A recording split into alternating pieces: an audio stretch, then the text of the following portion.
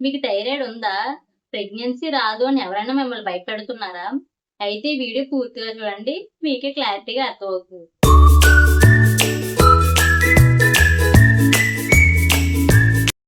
Thyroid ఉంటే pregnancy రాదు అనేది ఫేక్. 100% ప్రెగ్నెన్సీ వస్తుంది. నేను ఒక థైరాయిడ్ పేషెంట్నే. నాకు ఒక బేబీ ఉంది. Present I'm conceive. Pregnancy confirm అయ్యే 6 months బ్యాక్ నాకు థైరాయిడ్ వచ్చింది. చాలామంది చాలా అన్నారు ప్రెగ్నెన్సీ వస్తుందా రాదా అని. నేను అవేం పట్టించుకోలేదు. డైరెక్ట్గా డాక్టర్ దగ్గరికి వెళ్ళి మెడిసిన్ యూస్ చేశాను. 5 months తర్వాత ఐ యామ్ కన్సీవ్.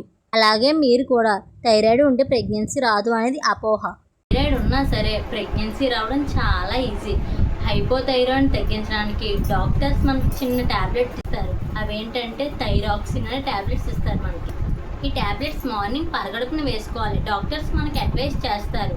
ఈ ట్యాబ్లెట్స్ వేసుకున్న 30 minutes వరకు ఏ ఫుడ్ తీసుకోకూడదు, ఎలాంటి ట్యాబ్లెట్స్ వేసుకోకూడదు. థైరాయిడ్ ట్యాబ్లెట్ని హాట్ వాటర్తో వేసుకోకూడదు. నార్మల్ రూమ్ టెంపరేచర్ ఉన్న వాటర్తో మాత్రమే ఈ ట్యాబ్లెట్ని వేసుకోవాలి. అండ్ ఈ ట్యాబ్లెట్తో పాటు పరగడుపున వేరే ట్యాబ్లెట్ ఏదైనా యూజ్ చేస్తే మీరు దానికి దీనికి మినిమం 1 hour గ్యాప్ ఉన్న తర్వాత ట్యాబ్లెట్స్ని యూజ్ చేయాలి. ట్యాబ్లెట్ని రెగ్యులర్గా వేసుకుంటూ మీ TSH వాల్యూని మ్యాక్సిమం 2.5 లెవెల్ మెయింటైన్ చేసుకుంటూ ఉంటే చాలు.